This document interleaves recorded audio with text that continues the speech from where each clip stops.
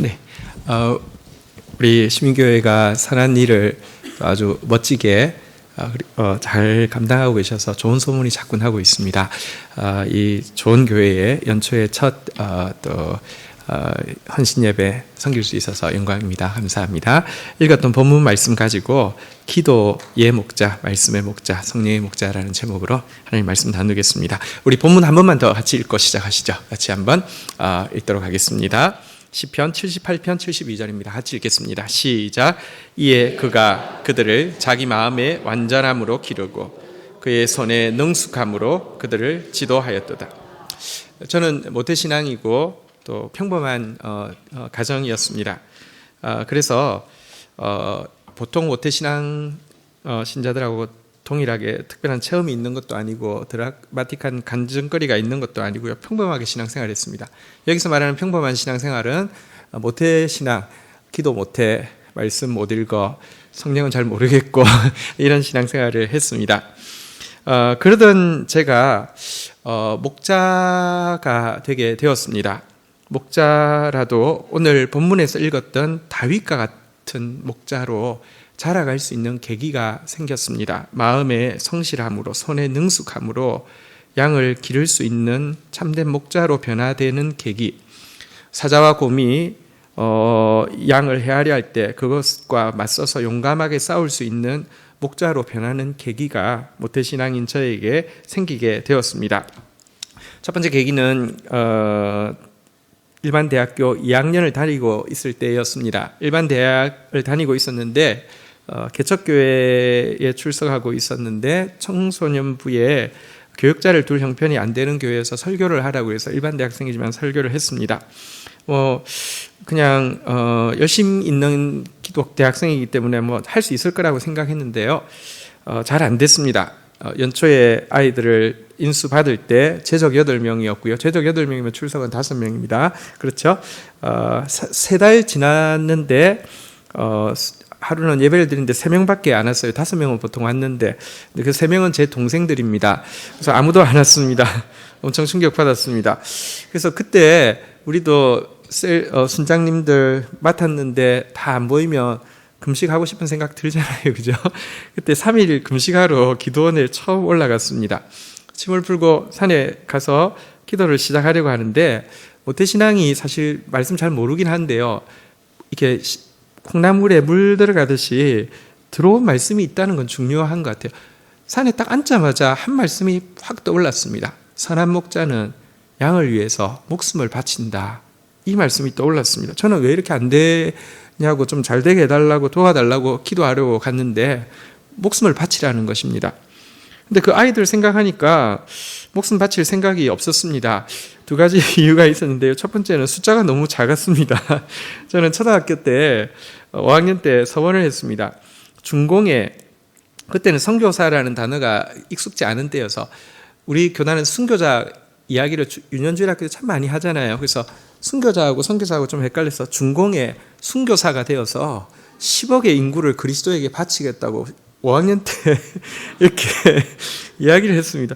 10억을 위해서 죽어야 될 사람이 제적 8명, 출석 5명, 제 동생 3명 포함해서 죽기에는 좀 내 인생이 너무 초라하다는 생각이 들었습니다. 또 한 가지는 아이들이 안 이뻤습니다. 나 혼자 가족들이 사는 이렇게 지역이었는데요.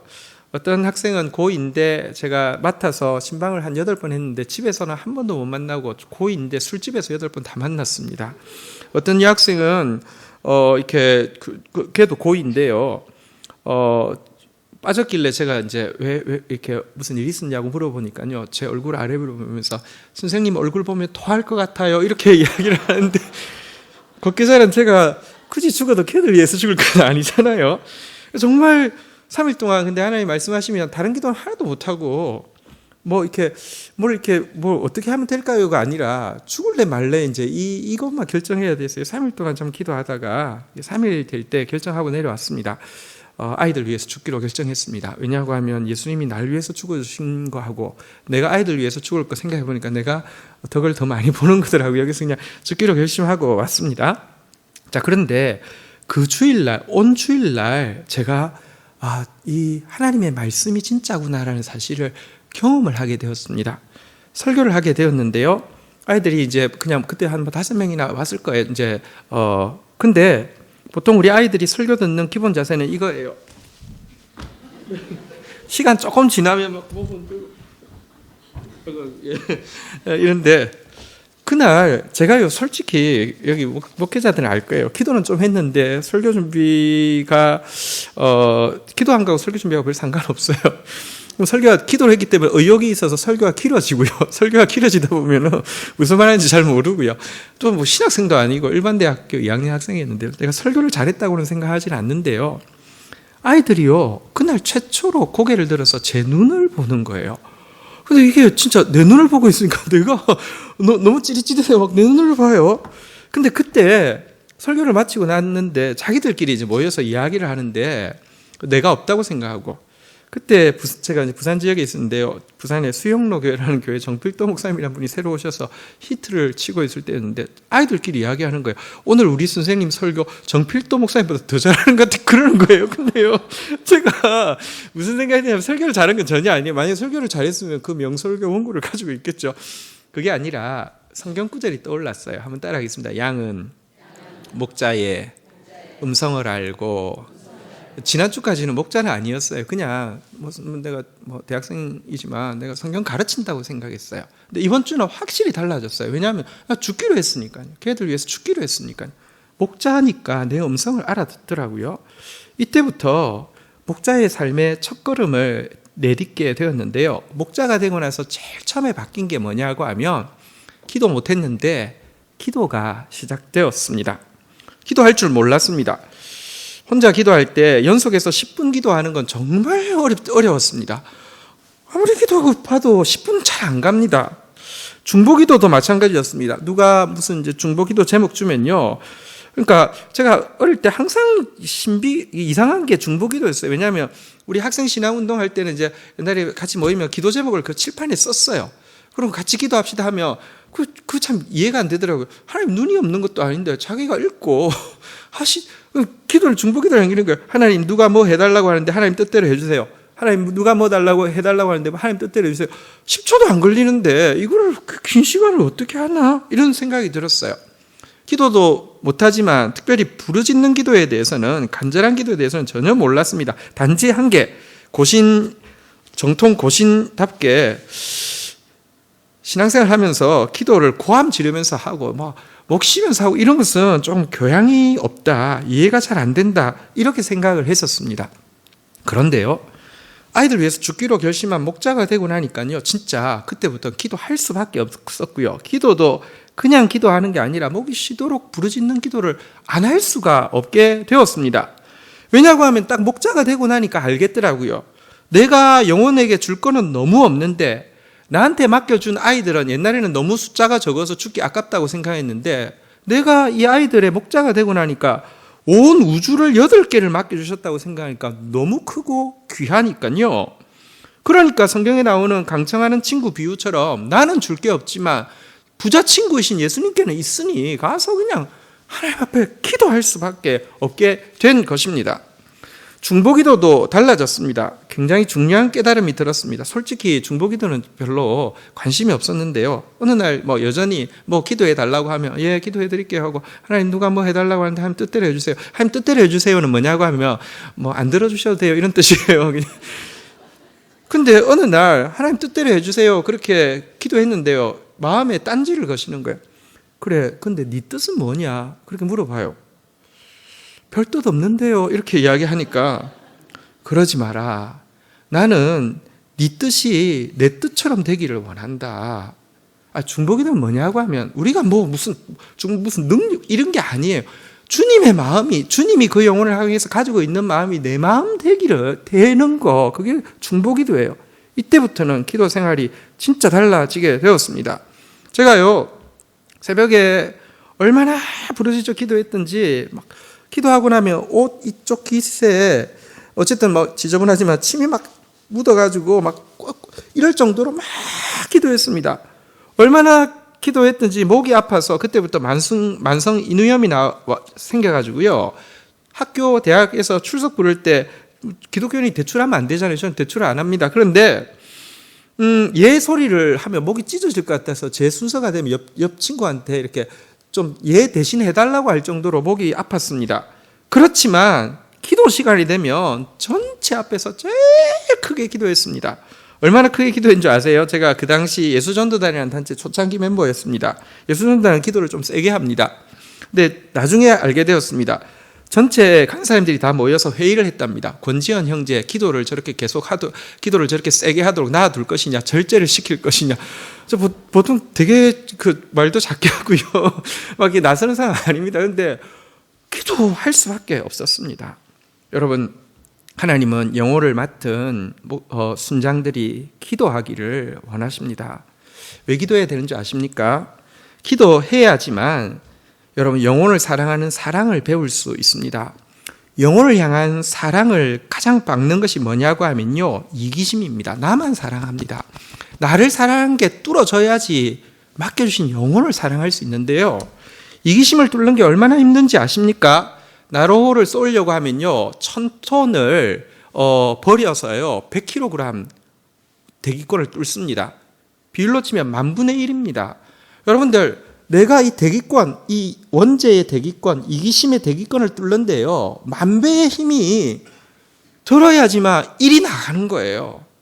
간절한 기도 없이 절대로 영혼 사랑을 배울 수가 없습니다.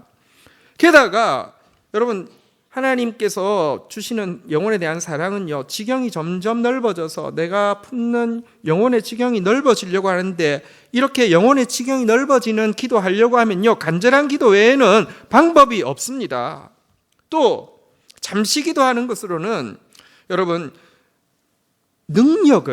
영혼을 살릴 수 있는 능력을 가질 수가 없습니다. 문제 앞에 오래 기도하다 보면 자신의 부족을 제대로 발견하게 되고요, 하나님께 능력을 구할 수밖에 없습니다. 그런데 하나님께 능력을 구하면 하나님이 능력을 금방 뚝딱 하고 주시지 않습니다. 예를 들어 한번 생각해 보십시오. 초등학교 2학년 학생이 숙제가 그림 그리는 건데 하다가 잘 안 돼서 엄마 좀 도와줘 이렇게 했다고 치십시다. 어떤 엄마가 좋은 엄마일까요? 그래?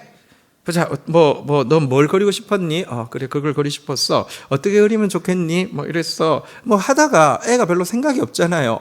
그러면, 하고는 자기가 막 그려요. 그러고는 보고는 자화자찬을 하고, 야, 너 너무 잘 그렸다. 이렇게 하는 부모는 그렇게 좋은 부모는 아니겠죠. 하나님은 이런 하나님 아니십니다. 우리가 도와달라고 하면, 비켜. 내가 다 해놓고는요, 나 대단하지, 나 멋지지. 이런 하나님 아니라는 것입니다. 성경에 보면 이런 말이 있습니다. 주가 내 손을 가르쳐 싸우게 하시니 내 팔이 노트활을 당기는 도다, 이런 표현이 있습니다. 무슨 말이냐고 하면, 노트활, 무거운 활을 당길 수 있도록 내 손을 가르쳐 싸우게 하시는데요, 여러분 진짜 주님 도와주시지 않으시면 당길 수 없지만 주님이 도와주신다는 게요, 나는 아무것도 안 하고 하나님이 하시는 게 아니라 내가 할 수 있도록 계속 가르쳐 주신다는 것입니다. 그래서 하나님께 받는 능력은요, 시간이 많이 걸립니다. 그리고 시간이 많이 걸려서 또 깨지고 또 다듬어지고 하는 과정을 통해서 받은 능력의 지극히 큰 것이 나한테서 온 것이 아니라 하나님께 온 것임을 알게 되고 거저받았으니 거저줄 수 있습니다. 가끔 은사나 능력, 사실 그거는 잠시 능력의 어떤 조그마한 부분에 지나지 않는데요, 급하게 받은 사람은요, 조금 지나면 정말 망가지는 경우가 많습니다. 사울과 바울의 차이가 무엇입니까? 사울 왕이 너무 빨리 되었습니다. 다윗은 다져서 되었습니다. 고난이 없었고 고난이 있었는데 그 차이입니다. 기도가 지속적으로 기도하지 않으면 능력을 얻을 수 없습니다. 오늘 순장님으로 헌신하는 여러분들께 부탁합니다. 기도를 배우고 기도가 충만한 순장님 되시기를 주의 이름으로 축원드립니다. 두 번째, 목자가 되고 나서 바뀐 게 말씀 생활이었습니다. 모태신앙이어서 말씀 잘 몰랐고요, 말씀 관심 없었습니다. 일단 근데 목자가 되고 나니까 아이들이 너무 좋았습니다. 갑자기 너무 사랑스러워졌습니다. 전부를 다 주고 싶었습니다. 얼마나 아이들을 좋아했던지 대학교 2학년 때 이제 목자가 되었는데요, 사실은 대학교 4학년 졸업할 때까지 미팅을 한 번도 못 나갔습니다. 외모가 이래서 못 나가는 것이 아니라 시간이 없었습니다. 아침에 새벽기도 마치면 버스 정류장에 가서 아이들 기다렸다가 번호 매겨주고 편지 주고 저녁에 학교 마치면 막 뛰어와서 뭐 사례받는 거 아니잖아요. 근데 어쨌든 용돈 모아서 떡볶이 사주고 순대 사주고 막 이랬습니다. 저는 순대를 먹을 줄 몰랐습니다. 사람이 지저분하게 간 같은 거 그런 거 안 먹었습니다. 우리 아이들이 순대 너무 좋아해서 성육신하는 마음으로 순대를 먹으면서 이랬습니다. 그런데 그러면서 제가 성경 구절 중에서 두 구절이 깊이 와닿았습니다. 하나님 나라는 말에 있지 않고 능력에 있느니라. 살리는 것은 영이니 육은 무익하니라. 내가 너에게 이런 말씀이 영이요 생명이라. 이 구절이 되게 많이 와닿았습니다. 왜냐고 하면요, 내가 좋은 말 해준다고 편지 써준다고 죽을 영혼이 살지 않았습니다. 내 말이 사람을 바꿀 수 없다는 것입니다. 떡볶이 순대 사주는 것이 안 사주는 것보다 낫지만 살리는 것은 떡볶이 순대가 아닙니다. 내가 너희에게 이런 말씀이 영이요 생명이라. 말씀이 나가지 않으면 영혼이 살아나지 않는다는 것이 너무 와닿았습니다. 그래서 그때부터 하나님 앞에 기도하되 이 말씀, 그러니까 지혜의 말씀을 구하기 시작했습니다. 하나님, 누구든지 지혜가 부족하면 후히 주신다고 하신 주님, 나에게 지혜의 말씀을 주십시오. 지혜의 말씀이 있으면 아이들이 생명이 살아나고 아이들이 눈이 반짝이고 아이들이 말씀을 들을 거라는 것을 깨닫게 되어서 지혜의 말씀 달라고 매일 기도했습니다. 하나님 앞에 이렇게 기도했습니다. 하나님, 나 목자 세워놓고 지혜의 말씀 안 주시면 이 아이들 어떻게 돼요? 나 지혜의 말씀 안 주실 것 같으면 차라리 죽여주세요. 어쨌든 지혜의 말씀 주세요. 지혜의 말씀 주세요. 정말 제가 목자 생활하면서 3년 내내 지혜의 말씀을 달라고. 나 지혜의 말씀 안 주면 안 돼요. 여러분, 한번 물어보십시다. 우리 아이들이 기본 자세가 이거였다가 저를 바라보고 눈이 마주쳤다 그랬잖아요. 그죠? 그때 이후로 영원히 고개를 들고 제 눈이 마주쳤을까요? 다시 돌아갔을까요? 아이들은 다시 돌아갔어요. 문제는 내가 바뀐 거예요.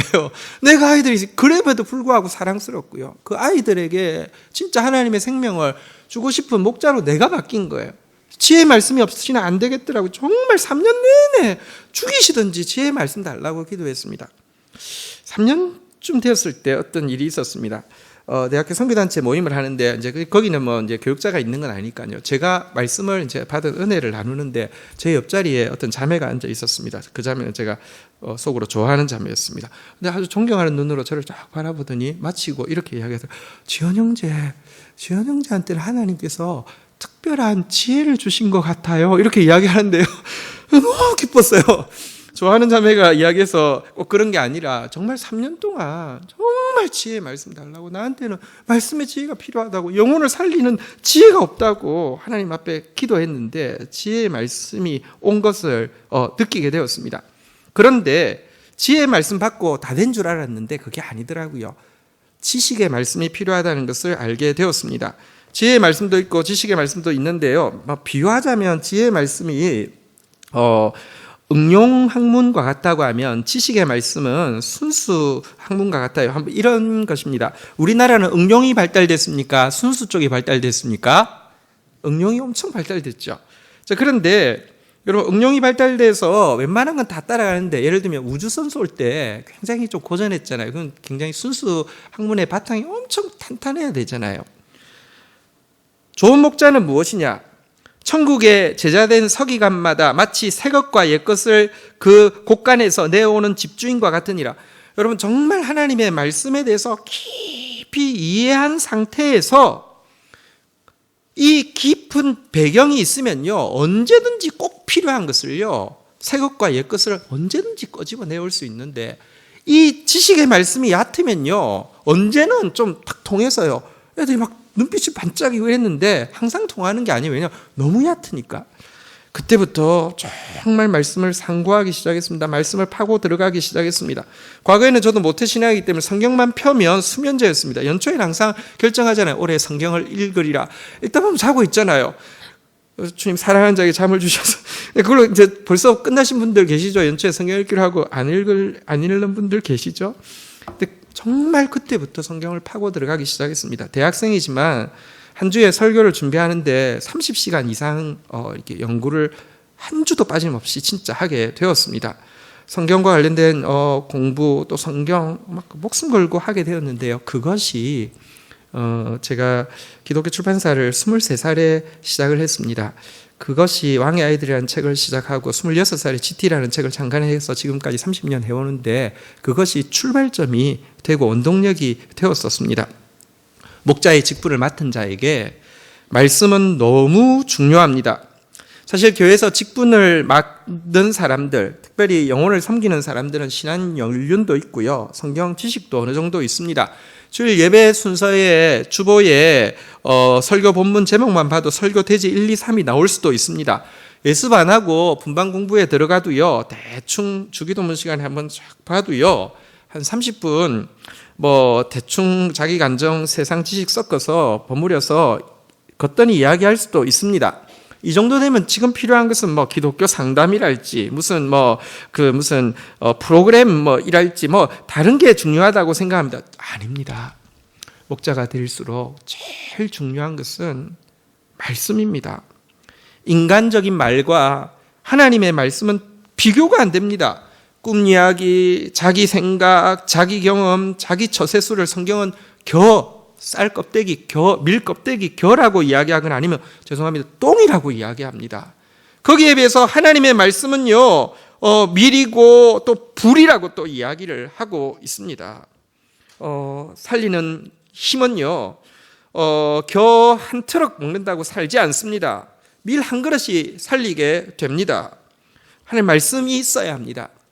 말씀이 있어야 한다는 게 그래 오늘 헌신 예배했으니까 이제 성경 한번 읽어봐야 되겠다 이걸 이야기하는 것은 아닙니다. 사실 성경을 읽는데 대충대충 이게 무슨 말이지 대충대충 읽고 지 맘대로 해석해서 자기만 위해서 적용을 하면 아무 일도 일어나지 않고요. 거꾸로 부작용도 많이 있을 수 있습니다. 성경에 보면 말씀은 좌우의 날선 어떤 것보다도 예리하여서 그 읽는 사람을 하나님 앞에서 발가벗 끼우고 수술해 준다고 이야기하는데 입 열 때마다 성경 이야기하는데요. 세상 사람들보다도 도덕성 못하고 이기심도 죄의 습관도 없어지지 않는 성경 읽으면서 도리어 자기 합리화하는 뻔뻔한 사람들 얼마든지 보게 됩니다. 그런 사람들을 볼 때마다 하나님 말씀이 진짜 좌우의 날선 검인가? 안 믿어집니다. 거꾸로 이런 칼 같습니다. 우리 어릴 때 추석 때 돈 받으면 장난감 가게에 가서 이런 거 칼 사면 어떻게 되냐면 엄마 나 죽을래 하고 확 하면 어떻게 됩니까?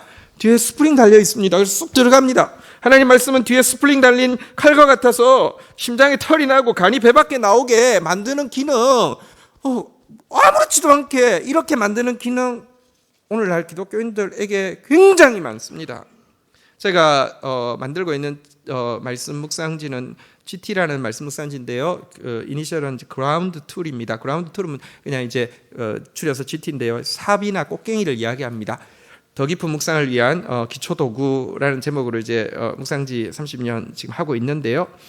한국 교회의 수준은 말씀에 대한 이해의 수준입니다. 한국 교회의 실패는 말씀에서의 실패입니다. 한 절도 빠지지 않고 제대로 해석하고 정말 그 뜻을 알고 그 뜻 앞에서 씨름해야지만 내가 변하고 세상이 변한다고 믿기 때문에 사실은 30년을 좀 미친 사람처럼 이 일을 해왔습니다. 독자가 많지는 않은데요. 매니아 독자층이 한 10,000명 이상은 되는데 이분들이 어디 있는지는 모르지만 어쨌든 꾸준히 하시는 분들이 있습니다. 그분들이 가끔 만나게 되면 물어봅니다. 왜 이렇게 글이 좋냐고 이렇게 물어봅니다. 그럼 제가 이야기를 합니다. 이게요, 비법이 있습니다. 똥을 2개 섞어 만들어서 이렇게 좋은 겁니다. 뭐냐고 하면 죽을 똥, 살 똥. 제가 하루치를요, 사실 한 10절밖에 안 되는 이 성경 구절을 해석하기 위해서요, 하루치 쓰는데 평균 7시간씩 쓰고 있습니다. 그렇게 해서 30년 썼습니다. 근데요, 쓰면 쓸수록 정말 하나님의 말씀이구나. 하나님 말씀 너무 놀랍구나. 하나님 말씀이 진짜 능력이구나. 살리는 것은 영이 네 육은 무익하니라. 내가 너에게 이런 말씀이 성령의 능력이고 성령의 생명이라고 이야기하고 있습니다. 말씀을 새롭게 보게 되고 말씀이 내 삶을 주관하고 여러분을 통해서 말씀이 나오는 순장 되기를 주의 이름으로 축원드립니다. 세 번째 목자가 되고 나서 바뀐 것은 성령에 대한 생각입니다.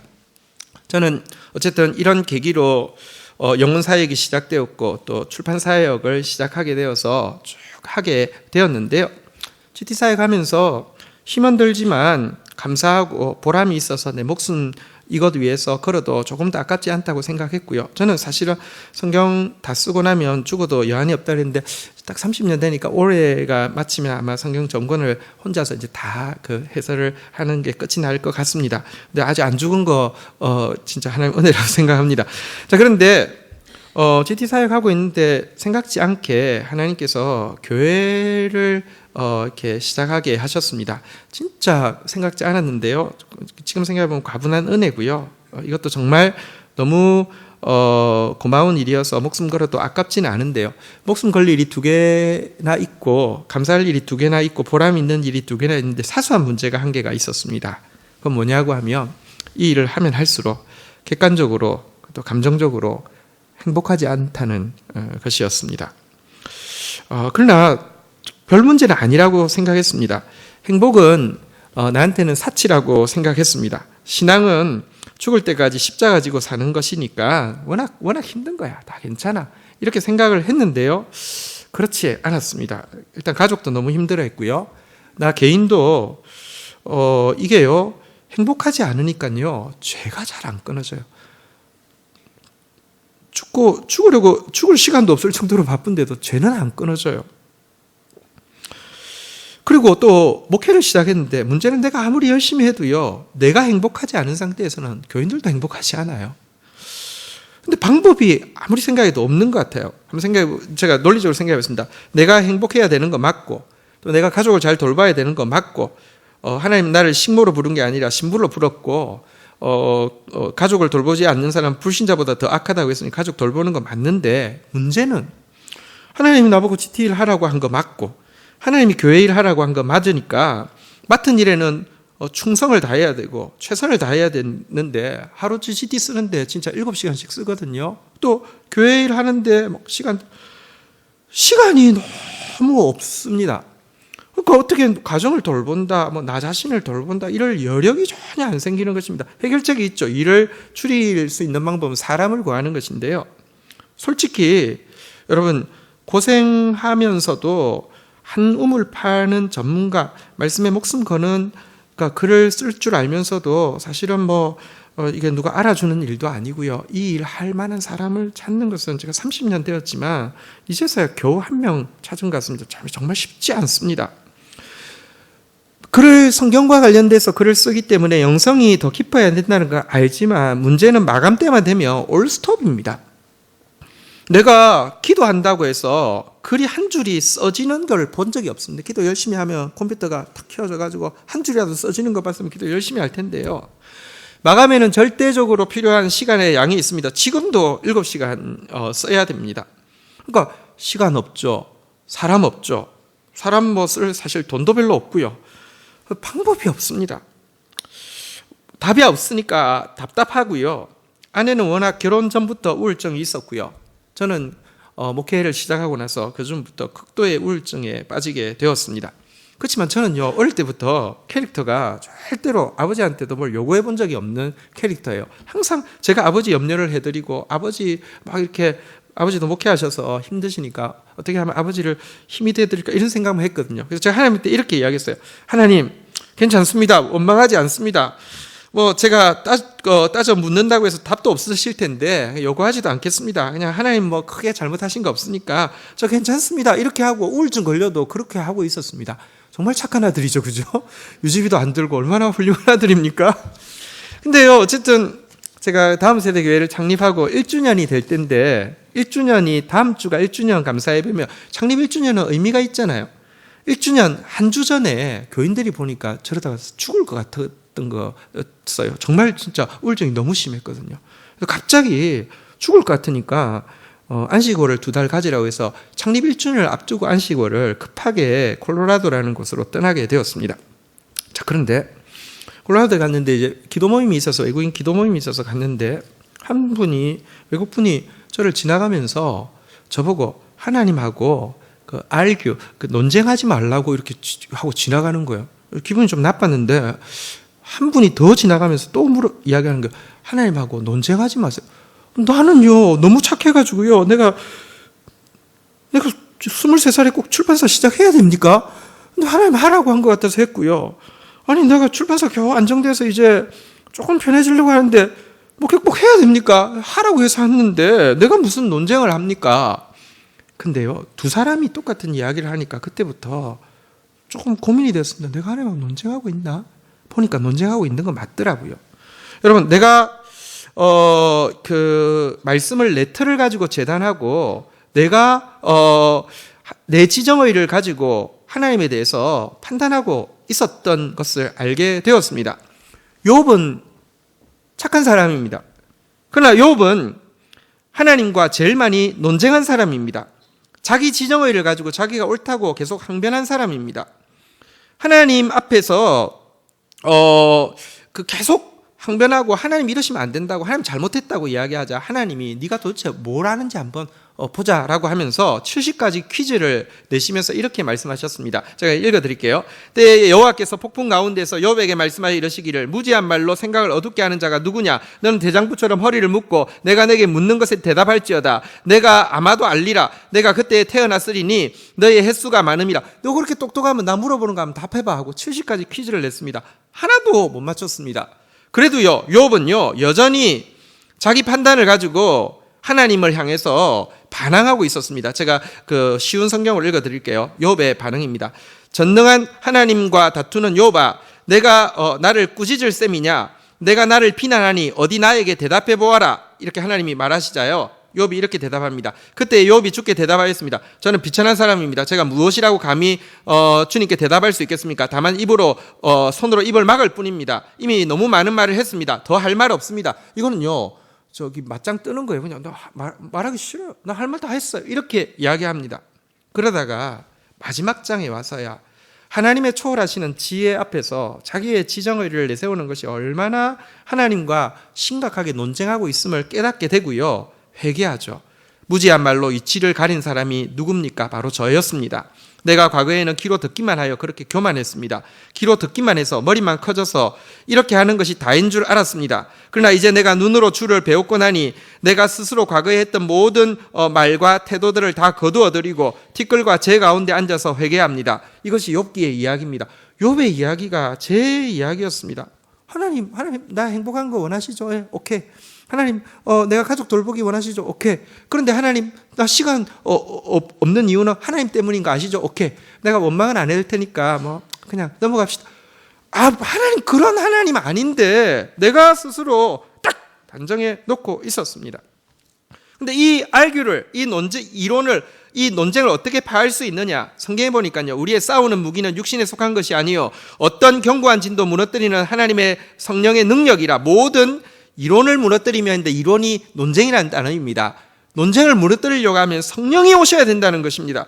성령 아니면 이 문제는 해결이 되지 않는다는 것입니다. 어쨌거나 안식월 2달을 마치고 한국으로 돌아왔고요. 또 돌아와서 조금 회복되자 곧 마감이 되어서 또 마감을 하러 어디 글을 쓰러 가게 되었습니다. 어떤 목사님, 시골 목사님 집에서 조용한 곳에서 글을 쓰기 위해서 갔는데요.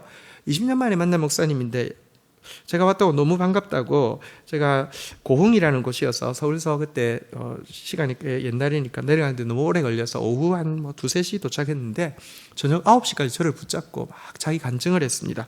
저는 원고스로 갔는데 너무 힘든데 저 착해서 말을 못 걷습니다. 9시까지 들어드렸습니다.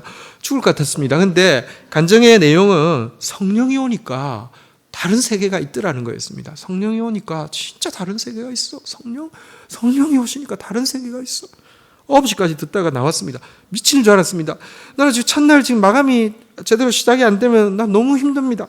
근데 문 앞에 이제 목사님 사택에서 나와서 제 숙소 방과 이쪽은 교회인데요. 사이에 딱 서서 한 30분을 망설였습니다. 빨리 방에 가서 컴퓨터를 켜서 이 폭발할 것 같은 분노로 뭔가를 좀 써야 될 것 같은 마음도 있지만 제 스스로 이런 생각이 들었습니다. 너 언제까지 이렇게 살래? 너한테 답 없잖아. 근데 성령께 답이 있대잖아. 모든 이론을 파하는 능력은 성령께 있대잖아. 성령님 앞에 안 나갈래? 이런 생각이 들었습니다. 그런데 마감은 너무 무섭습니다. 독자가 기다리고 있습니다. 책 안 나오면 큰일 납니다. 이건 약속입니다. 이거는 내가 써봐서 알지만 이거는 절대적인 시간, 이걸 위해서요. 서울서 지금 공원까지 왔는데 첫날이 제일 중요한데 안 쓰면 안 됩니다. 30분 동안 망설이다가 중요한 결정을 했습니다. 책 안 나와도 좋다. 나 이렇게 못 살겠다. 성령님이 진짜 도와주셔야 되겠다. 교회당으로 들어가게 되었습니다. 저 정통 고신 목사의 아들이고 정통 고신파 맞습니다. 교당에 가서 예배당 안에 가서 앉았습니다. 시골 교회 아무도 없는 예배당에 앉아서 성령님 나 좀 도와주세요. 못하겠습니다. 성령님 나 좀 도와주세요. 이 답이 없습니다. 근데 그때 제가 뒤로 발라당 넘어졌습니다. 발라당 넘어지고는 손발이 마치 십자가에 못 박힌 것처럼 이렇게 딱 고정이 된 상태에서 한 2시간을 막 떨게 되었습니다. 나는 성령을 받으면 우아하게 받고 싶었습니다. 좀 이렇게 쉽게 은혜를 받고 싶은데, 만약에 제가 그러고 있는 모습을 아마 다른 사람이 봤으면 미친 사람인 줄 알았을 것입니다. 근데 막 얼마나 했든지 여기 파래질 정도로 막 이렇게 했습니다. 꼭 성령을 그렇게 받는다는 건 아니지만 하나님을 대적하여 높아진 내 자아가 십자가에 못 박히는 그런 체험이었던 것 같습니다. 그래서 밤 2시나 되어서 숙소로 돌아왔고요. 그래서 이제 하루는 완전 공쳤죠. 그 다음 날 또 막 쓰다가 저녁이 됐는데 또 병이 도졌습니다. 나 이렇게 못 살겠다. 성령님 도와주셔야 되겠다. 그날 가서 또 기도했습니다. 그 다음 날 또 기도했습니다. 그 다음 날 또 기도했습니다. 일주일이 마치고 서울 올라올 때였습니다. 보통 이제 목표한 원고량이 있습니다. 다 예를 들면 40개를 쓰겠다고 목표했, 이제 그동안에 써온 거 최종 마무리이긴 하지만 40개 이제 교정한다고 가면 35개 하면 정말 대박이고요. 32개 하면 아주 잘한 것입니다. 그건 20년 동안 그때까지 해도 안 변하는 거였습니다. 이 기간에는 정말 잠도 못 잤고요. 기도 계속 했고요. 근데 원고를 셌는데 35개인가 됐습니다. 어쨌든 제가 스스로 너무 놀랐습니다. 어떻게 이런 세계가 있지? 이게 힘으로도 안 되고 능으로도 안 되는데 자연스럽게 되는 세계가 있구나. 처음 알게 되었습니다. 이후로 여러분들한테는 작은 체험이라고 느껴질지 모르지만 너무 큰 차이가 있었습니다. 성령께서 하시면 다른 세계가 있구나. 지금은 여전히 제가 지정의를 다해서 원고를 쓰고요. 교회를 섬깁니다. 그러나 행복합니다. 왜냐고 하면 내가 못할 때 성령께서 하실 수 있다는 걸 믿기 때문에 성령께 맡기면요. 최선은 다하되 성령께 맡기고 의지하고 나아갈 때에 가족도 훨씬 행복해졌고 교회도 훨씬 행복해졌고 저 자신도 훨씬 행복해진 것을 느끼게 되었습니다. 여러분들에게 마지막으로 좀 말씀드리고 싶습니다. 어느 정도 기도의 체험이 있고 어느 정도 말씀을 가지고 있지만 틀에 매여 있는 신자들이 많이 있습니다. 과거의 경험에 매여 있는 분들, 계속 성령 안에서 자라지 못하면 죄송하지만 그런 분이 가장 큰 걸림돌이 될 수 있음을 기억하시기를 바랍니다. 내게는 답이 없으니까 따지고 싸우고 갈등하는 것 아닙니까? 내게는 답이 없습니다. 좌에도 답이 없고 위에도 답이 없습니다. 그러나 초월하시는 성령님께는 답이 있습니다. 힘으로도 안 되고 능으로도 안 되는 것이 성령님께는 있습니다.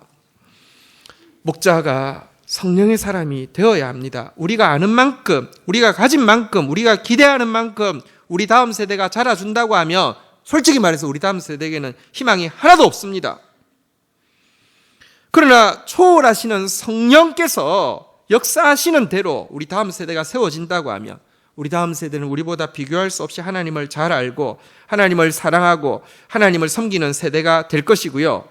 이 나라에는 우리의 생각을 초월하는 위대한 하나님의 나라가 임하게 되는 것을 보게 될 것입니다. 이러기 위해서는 우리부터 여러분들 힘으로도 안 되고 능으로 안 되는 여기에 매여 있는 것이 아니라 하나님의 성령 앞에 무릎 꿇고 나아가야 합니다.